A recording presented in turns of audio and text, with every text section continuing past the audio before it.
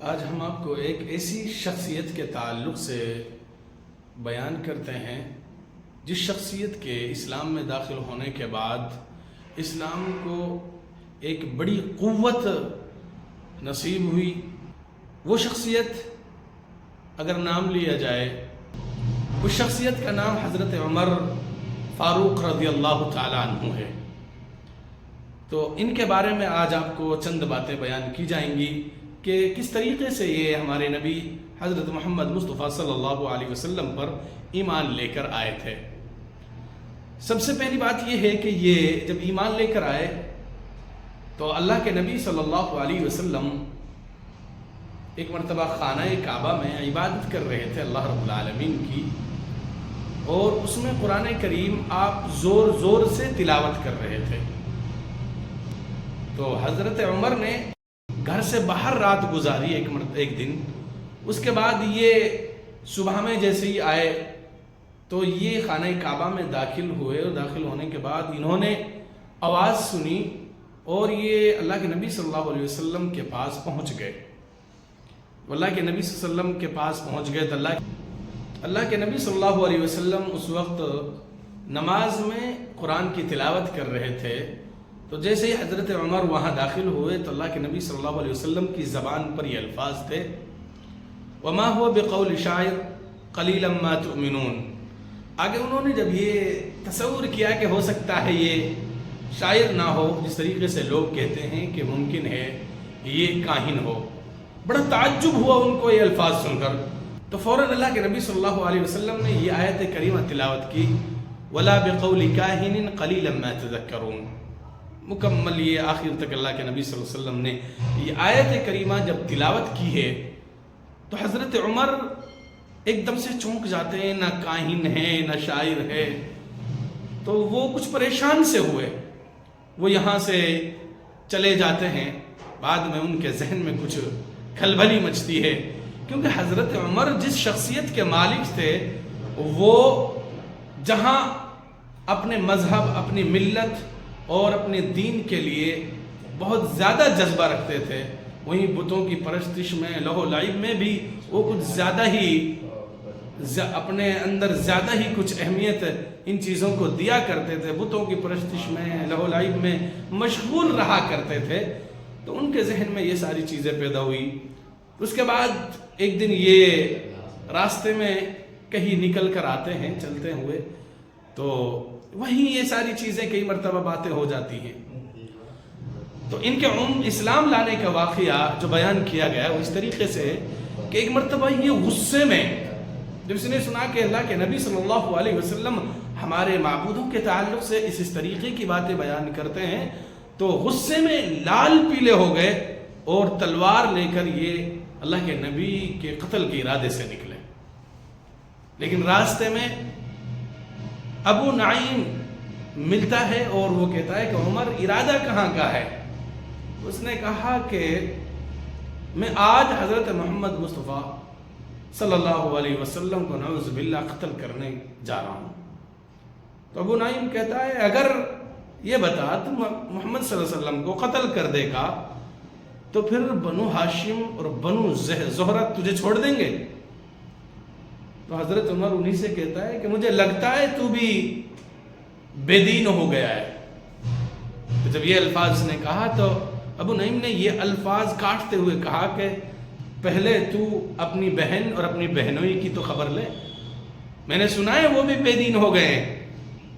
عمر کا رخ تھا اللہ کے نبی کی طرف، لیکن فوراً ان کا مائنڈ چینج ہوا اور وہ فوراً خباب بن ارد اور فاطمہ رضی اللہ تعالی عنہما کے دروازے کے پاس جا کھڑے ہوتے ہیں۔ وہاں انہوں نے چند آیات سنی تو حضرت عمر رضی اللہ تعالی عنہ نے جب قرآن کریم کے وہ الفاظ اور وہ آیات سنی، کیونکہ اس صحیفے کے اندر جو آیات تھی وہ سورۃ طٰہٰ کی آیات تھی جو حضرت فاطمہ اور خباب بن ارد تلاوت کر رہے تھے۔ جو آیت کریمہ جو پڑھ رہے تھے اس وقت خباب بن ارد اور فاطمہ رضی اللہ تعالیٰ عنہما، وہ سورۃ طٰہٰ کی چند آیات تھی۔ وہ گئے اور انہوں نے جا کر اپنے بہنوئی کو پکڑا اور مارنا شروع کر دیا، بہت سخت طریقے سے مار شروع کی۔ جب حضرت فاطمہ نے دیکھا کہ بہت زیادہ میرا بھائی عمر میرے شوہر کو پیٹ رہا ہے تو وہ چھڑانے لگی۔ جب چھڑانے لگی تو ایک دم سے حضرت عمر نے اپنا تھپڑ اپنی بہن پر بھی رسید کر دیا، جس سے آپ کا سر زخمی ہو گیا، چہرہ مبارک سے خون بہنے لگا۔ اسی حالت میں حضرت عمر کی بہن فاطمہ رضی اللہ تعالی عنہا نے چیخ کر کہا، اے عمر یہ بات سن لو، اگر تمہارے دین سے بہتر وہ دین ہے تو میں گواہی دیتی ہوں لا الہ الا اللہ واشہد ان لا الہ الا اللہ وان محمد رسول اللہ صلی اللہ علیہ وسلم۔ حضرت عمر کے کان میں ان الفاظ کا پڑھنا تھا کہ وہ خباب بن ارت کو پیٹنے سے رک جاتے ہیں۔ اس کے بعد ان اپنے بہن کے چہرے کی طرف دیکھتے ہیں، تھوڑی مایوسی ہوتی ہے۔ اس کے بعد کہتے ہیں بہن وہ دکھاؤ مجھے بھی جو تم تلاوت کر رہی تھی، جو تم پڑھ رہی تھی۔ حضرت عمر نے جب یہ الفاظ کہے تو عمر کی بہن نے کہا کہ تم ناپاک ہو، پہلے غسل کرو، اس کے بعد تمہیں وہ الفاظ اور وہ صحیفہ دیں گے۔ اس کے بعد حضرت عمر رضی اللہ تعالی عنہ نے جو پڑھا، انہوں نے پڑھا اننی انا اللہ لا الہ الا انا فاعبدنی واقم الصلاۃ لذکری۔ کافی تک انہوں نے جو آیت پڑھی تو اس نے کہا کہ مجھے محمد صلی اللہ علیہ وسلم کا راستہ بتا دیجئے، میں آج محمد صلی اللہ علیہ وسلم کے پاس جا کر ایمان لے آتا ہوں۔ اس کے بعد حضرت عمر رضی اللہ تعالی عنہ نے اپنی تلوار کو نیام میں ڈالا اور اس کے نکل گئے، اور اللہ کے نبی صلی اللہ علیہ وسلم اس وقت کوہ صفا کے پاس جو مقام تھا جس کو دار ارقم کہا جاتا تھا، تو آپ وہاں گئے اور وہاں جا کر دار ارقم میں دروازے کے پاس کھڑے ہو گئے، اور صحابہ بھی اس میں اندر تھے۔ اللہ کے نبی صلی اللہ علیہ وسلم پر اس وقت وحی کا نزول ہو رہا تھا، تو صحابہ کچھ سمٹ سے گئے۔ وہاں حضرت حمزہ رضی اللہ تعالیٰ عنہ نے پوچھا کیا ماجرا ہے؟ کہا کہ عمر آیا ہے۔ حضرت حمزہ نے کہا ٹھیک ہے، اس کو آنے دیجئے، ارادہ اگر صحیح ہے تو ٹھیک، ورنہ آج اسی کی تلوار سے اس کا کام تمام کر دیا جائے گا۔ آواز دی گئی، اندر آئے، بیٹھے، اللہ کے نبی صلی اللہ علیہ وسلم کی دعوت کو سنا اور فوراً کہا اشہد ان لا الہ الا اللہ، میں گواہی دیتا ہوں کہ اللہ کے سوا کوئی معبود نہیں، اور وان محمد رسول اللہ، اور میں گواہی دیتا ہوں کہ محمد آپ اللہ کے رسول ہیں۔ ان کے بعد، ان الفاظ کے سننے کے بعد مکہ المکرمہ میں ایک خانہ کعبہ یعنی پورے مکہ میں ایک گونج سنائی دی جو مسلمانوں کی گونج تھی۔ انہوں نے نعرہ تکبیر بلند کیا کہ اللہ اکبر، بہت تیزی سے نعرہ بلند کیا، اور اس کے بعد اس گونج کے تعلق سے مکہ والے بیان کرتے ہیں کہ آج بہت تیز، اتنی تیز اللہ اکبر کی آواز کبھی سنائی نہیں دی گئی۔ تو حضرت عمر رضی اللہ تعالیٰ عنہ اسلام لانے کے بعد فوراً مکے میں لوگ جمع بھی ہوئے۔ تو حضرت عمر خود بیان کرتے ہیں کہ جب میں اسلام لے آیا تھا، ایمان لانے کے بعد میں نے سوچا کہ آپ مسلمانوں کا اور اللہ کے نبی صلی اللہ علیہ وسلم کے کا سب سے زیادہ دشمن کون ہے، اس کے پاس جاتا ہوں۔ اس نے سوچنے کے بعد ابو جہل سب سے زیادہ دشمن ہے۔ وہ ابو جہل کے دروازے پر پہنچ جاتا ہے، دروازے پر پہنچ کر فوراً دروازہ کھٹکھٹایا۔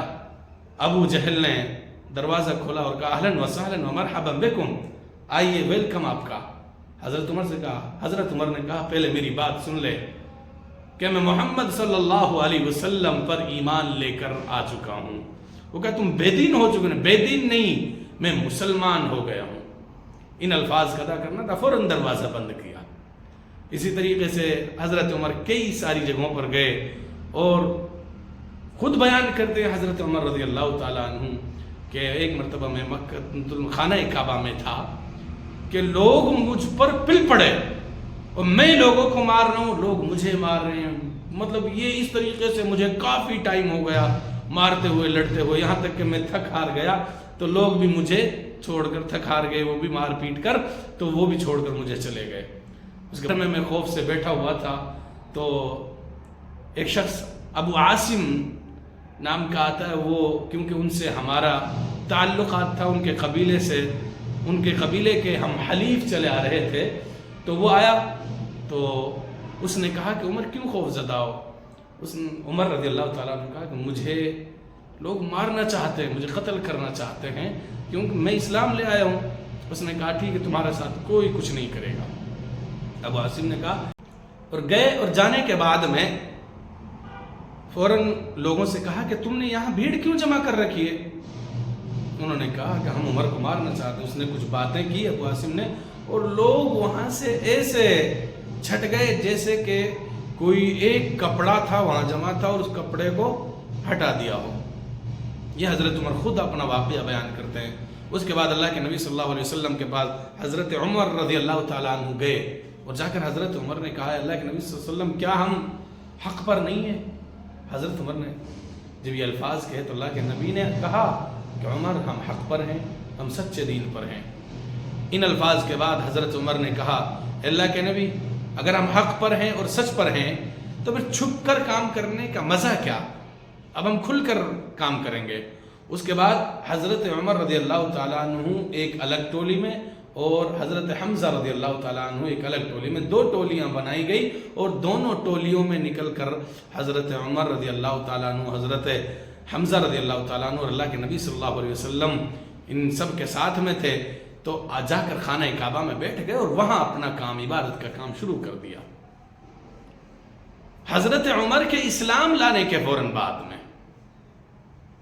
جب یہ ٹولیاں حضرت عمر رضی اللہ تعالیٰ عنہ نے بنائیں تو اللہ کے نبی صلی اللہ علیہ وسلم نے فوراً ان کے لیے ایک لقب دیا فاروق کا، اور یہی وہ لقب ہے جو حضرت عمر فاروق رضی اللہ تعالیٰ عنہ کو مکۃ المکرمہ میں عطا کیا گیا تھا، جبکہ آپ نے اس دین کو غالب کرنے کے لیے ایک بہت بڑی حکمت عملی سے کام لیا۔